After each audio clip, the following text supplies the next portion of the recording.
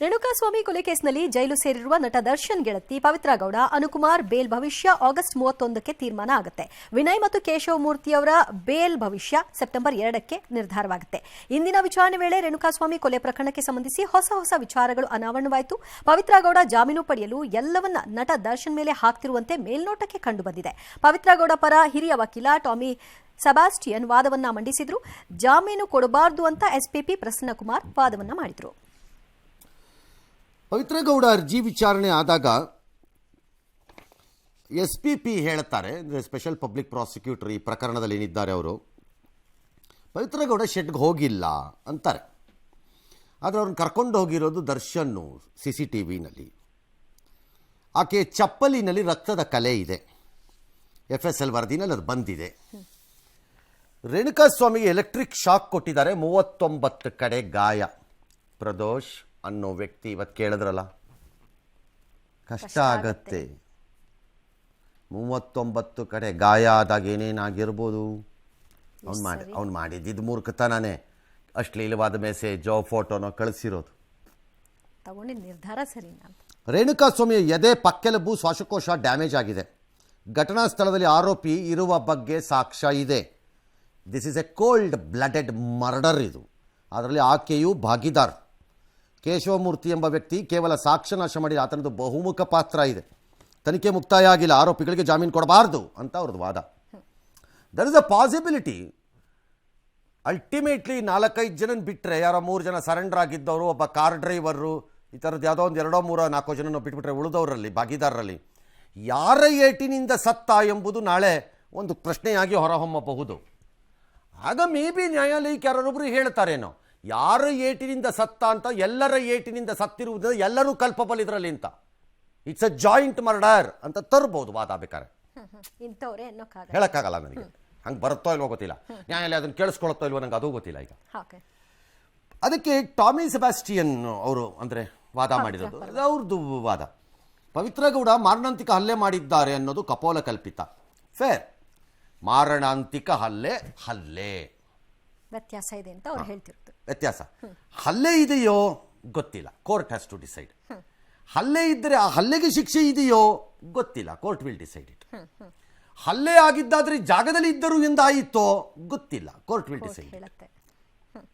ದರ್ಶನ್ ಪವಿತ್ರ ಗೌಡ ಮನೆಗೆ ಹೋಗಿ ಕರೆದೊಯ್ದಿದ್ರು ಅಷ್ಟೇ. ಎಲ್ಲಿಗೆ?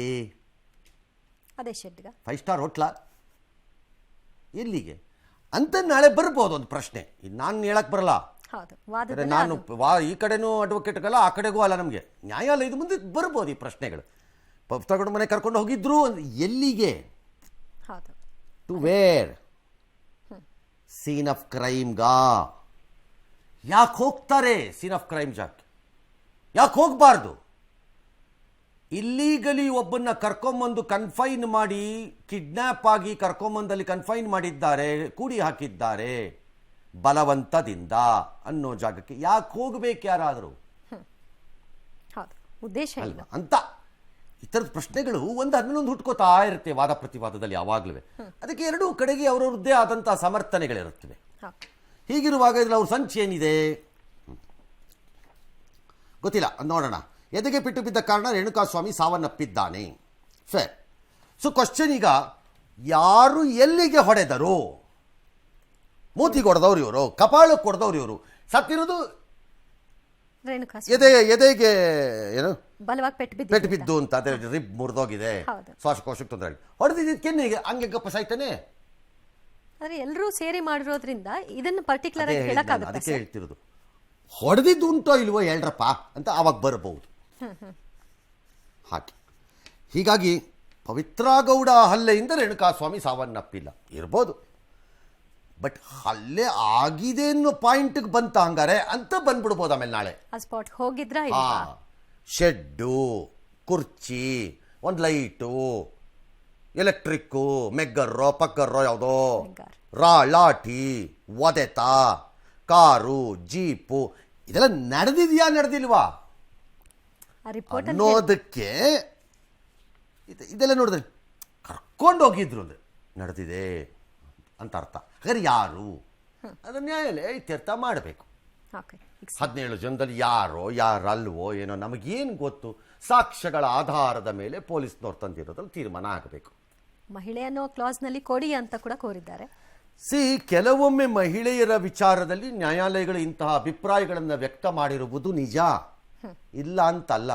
Okay, but not necessarily as A rule in every case. ಅದು ಮಹಿಳೆ ಅನ್ನೋ ಕಾರಣ ಕೊಡಬೇಕು ಅಂತ ಅಲ್ಲ, ರೂಲ್ ಅಲ್ಲ. ಓಕೆ, ಬಟ್ ಆ ಜುಡಿಷಿಯಸ್ ಡಿಸಿಷನ್ ಅನ್ನು ಆಯಾಯ ನ್ಯಾಯಮೂರ್ತಿಗಳೇ ತೆಗೆದುಕೊಳ್ಳುತ್ತಾರೆ ಆ ಸಂದರ್ಭ ಮತ್ತು ಆ ಪ್ರಕರಣಕ್ಕೆ ಅನುಗುಣವಾಗಿ, ಅಲ್ವಾ? Yes sir. ಮಹಿಳೆ ಅನ್ನೋ ಕಾರಣಕ್ಕೆ ಕೊಡಬೇಕು ಅನ್ನೋದಾದ್ರೆ, ಮಹಿಳೆಯಾಗಿ ಒಂದು ಶೆಡ್ಡಿಗೆ ಯಾರನ್ನೋ ಕೂಡಾಕಿದ್ದಾಗ ಹೊಡೆಯಕ್ಕೆ ಹೋಗುವಂಥದ್ದು ಏನದು ಅಂತ ಯಾರೋ ಒಬ್ರು ಕೇಳ್ತಾರೆ. ಆಮೇಲೆ ನಾಳೆ ಹೌದು, ಕೇಳಲ್ವೇ, ಹಾ, ಅಂತ ಗ್ಯಾಂಗ್ ಜೊತೆಗೆ ಇವ್ರು ಯಾಕೆ ಹೋಗ್ತಾರೆ ಇವರು ಅಂತ ಕೇಳ್ತಾರೆ. ನ್ಯಾಯಾಲಯ ಅದಕ್ಕೆ ತನ್ನದೇ ಆದಂತಹ ನಿರ್ಧಾರವನ್ನು ಏನೋ ಮಾಡುತ್ತೆ. ನಾವು ಅದನ್ನು ಹೇಳಲಿಕ್ಕೆ ಬರಲ್ಲ, ಹೀಗೆ ಮಾಡಬೇಕು ಹಾಗೆ ಮಾಡಬೇಕು ಅಂತ.